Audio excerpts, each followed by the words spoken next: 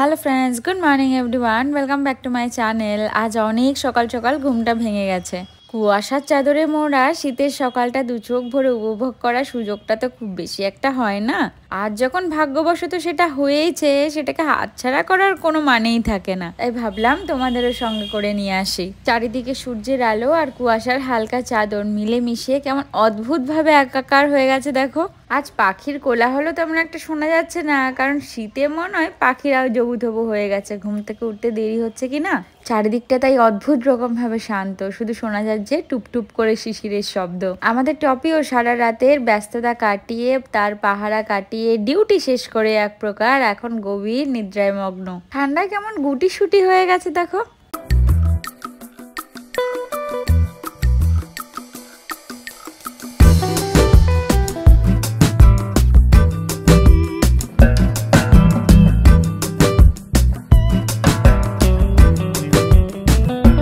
গাছগুলোকে দেখো যেন সারা রাত ধরে শিশিরে একেবারে স্নান করে আছে।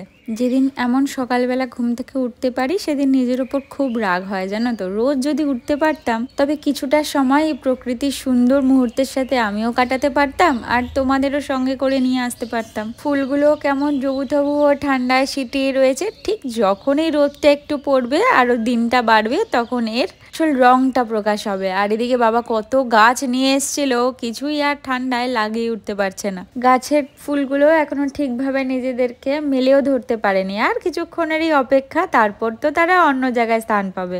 গাছটা একদম ভিজে যেন টইটুম্বুর হয়ে আছে, একবার ঝাঁকা দিলে একদম ঝর্ণার মতো জল ঝরে পড়বে। আর এই সেদিন যে গাছে তোমাদের কত শিউলি দেখিয়েছিলাম, আজ আর কিচ্ছু নেই, ঠান্ডায় সব চলে গেছে।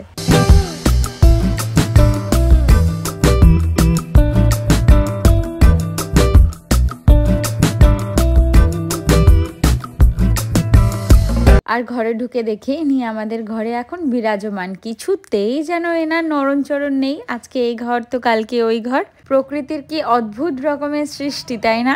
এখন অলমোস্ট 11টা মতন বাজে। নিজের কাজকর্ম সব শেষ করে বাইরে বেরিয়েছি ব্রাশ করতে। তোমাদের একটা টুইস্ট বলি, এত সকালবেলা ঘুম তো ভেঙে গেছিল ঠিকই, তোমাদের বাইরেও নিয়ে গেছিলাম, কিছুটা সময় কাটিয়ে আবার ঘরে এসে ঘুমিয়ে পড়েছি।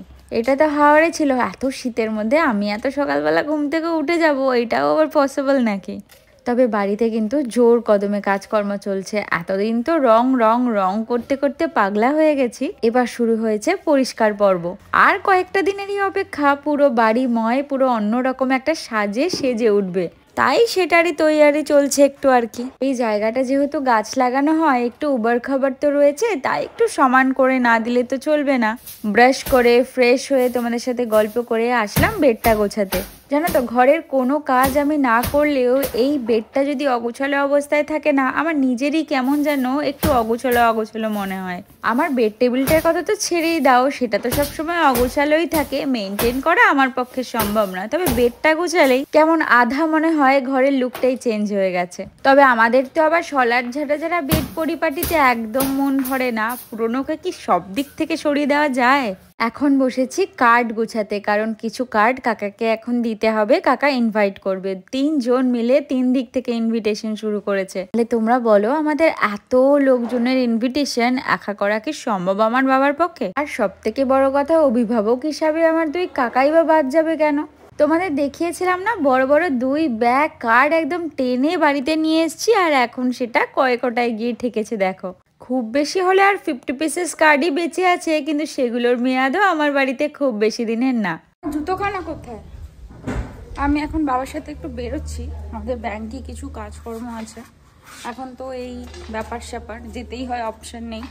আজকে বাবা সকালে দোকানে যায়নি, কারণ অনেকদিন থেকেই আমাদের কাজগুলো পেন্ডিং পড়ে রয়েছে, আমাদের যেতেই হতো আজকে।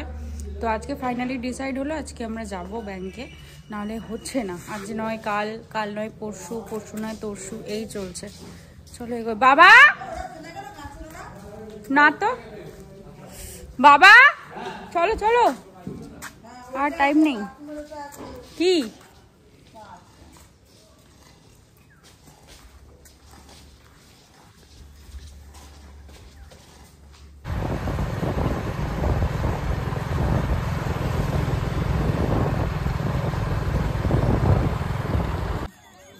সব ঠান্ডার মধ্যে বেরিয়ে চলে আসছে না ওর মাদ কাছে তাই জন্য ঠিক লাগছে। হাট ওরা সব উঠতে পারে না উঠতে, তাই আর ওরা লাফিয়ে লাফিয়ে নেমে যায়, উঠতে পারে না সব কটা।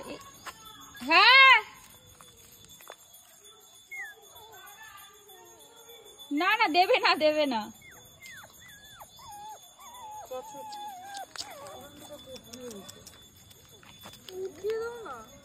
নাম ধরে যাচ্ছে কেন?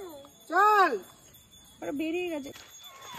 কি ডান হাতে ধরিস যা কি হলো? আরে দাঁড়া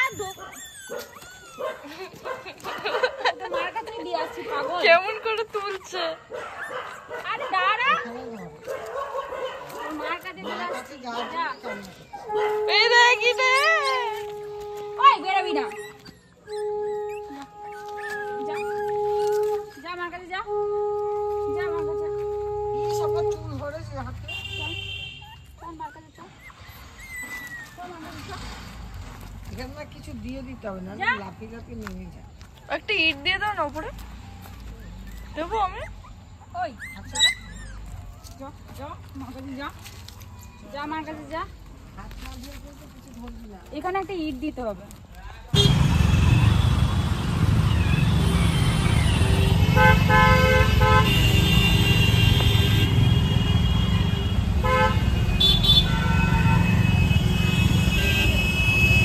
চলো তোমাদের একটা জায়গা থেকে ঘুরিয়ে নিয়ে আসি। যদিও এখানে আজ বেরোয়নি, অনেকদিন আগেই বেরিয়েছিলাম। তোমাদেরও সঙ্গে করে নিয়ে যাই, তবে তোমরাও আমাদের একটু চুজ করে বলতে পারবে যে কোনটা আমাদের ভালো লাগছে। তবে যেখানে যাচ্ছি কেমন ভূতের মতো দুজনে বেরিয়েছি দেখো, একটু সেজে গুজে গেলে ভালো লাগতো যদিও। তবে এই কাজটা কালী পুজোর আগে আগেই সেরে রেখেছিলাম আমরা।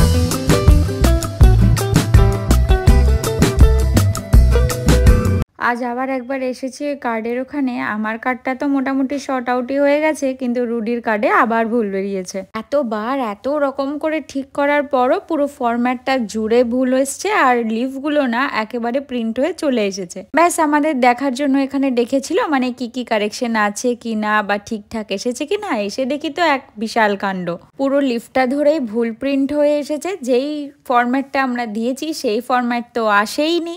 তারপরে আবার রাজদীপের সাথে ওয়েটসে অন্য কারোর নাম চলে এসছে। কি যে বিদিগিচ্ছিরি অবস্থা হয়ে আছে সেটা আর কি বলবো তোমাদের। এখানকার কাজটা সেরে একটা ভালো জায়গায় তোমাদের নিয়ে যাব, চলো। আমরা আজকে এখন একটা সুন্দর ডেস্টিনেশনে যাচ্ছি আর তোমাদেরকেও নিয়ে যাচ্ছি। অদ্ভুত একটা জায়গা। এই ঢুকলাম একটা স্বপ্নপুরীতে। স্বপ্নপুরী ছাড়া কি বলবো বলো তো, মেয়েদের সব থেকে ইমোশনের একটা জায়গা। এই বিয়ের চক্করে রাত দিন সোশ্যাল মিডিয়া ঘেটে ঘেটে একদম পাগল হয়ে গেলাম যে কোন জায়গা থেকে কোন জিনিসটা আনলে সেটা বেটার হবে। আজ এসেছি ওয়েডিং জাংশনে, আসলে এটা গোল পার্কে। যেহেতু আমরা ওই কলেজ স্ট্রিটের কাছাকাছি গেছিলাম, তাই ভাবলাম এই কাজটা আজকে সেরেই যাই। আমি বিয়ের জন্য ম্যাক্সিমাম জিনিসটাই একটু কাস্টমাইজ নেব ঠিক করেছি। গাছ কৌটো, হলদির প্ল্যাটার, তত্ত্বসূচি, দেখা যাক আর কি কি নিতে পারি। কুলো, টোপর, মুকুট, সমস্ত কিছুটা একটু অন্যরকম চাইছি, মানে একটু ইউনিক টাইপসের। আর এখানে এসে তো আমার মনটা পুরো ভরে গেল। এত সুন্দর সুন্দর জিনিস, বিশ্বাস করো এত সুন্দর সুন্দর জিনিস। কোনটা ছেড়ে এদের মধ্যে যে কোনটাকে সিলেক্ট করব সেটাই আমি ভেবে উঠতে পারছি না এখনো। এখন ফার্স্টেই ভাবলাম সব থেকে ইম্পর্টেন্ট জিনিস আগে গাছ কৌটাটা দিয়ে শুরু করি। একে তো আমার হাতের সাইজ ছোট, তো সেই রকম বুঝে শুনেই কোনো একটা কিছু নেব ঠিক করেছি। এদিকে মহারাজ মাথায় সোলার মুকুট পরেই ফেলেছে। আসলে কোনটা ভালো লাগবে সেটারই একটু ট্রায়াল চলছে। তবে আজ সবটাই একরকম লাগলেও সেদিনের সাথে সবটাই একটু আলাদাই রকমের লাগবে। আমার খুব ইচ্ছা জানো তো, টোপর মাথায়, লাল পাঞ্জাবিতে, গলায় গোলাপের মালায় বর সেজে মহারাজ যখন গেটের সামনে এসে দাঁড়াবে সেটা দু চোখ ভরে দেখার। কিন্তু এই সুযোগটা তো আমার হবেই না। যাই হোক, মোটামুটি টোপরের পালাটা মিটিয়ে এবার এসেছি তত্ত্বসূচি নিতে। আমরা একটু তত্ত্বসূচিটা ইউনিক কিছু চাইছি। তবে রুডিরটা কোনো রকমে পছন্দ হলেও আমার জন্য কি নেব সেটা একটু পছন্দ করে উঠতে অসুবিধাই হচ্ছে।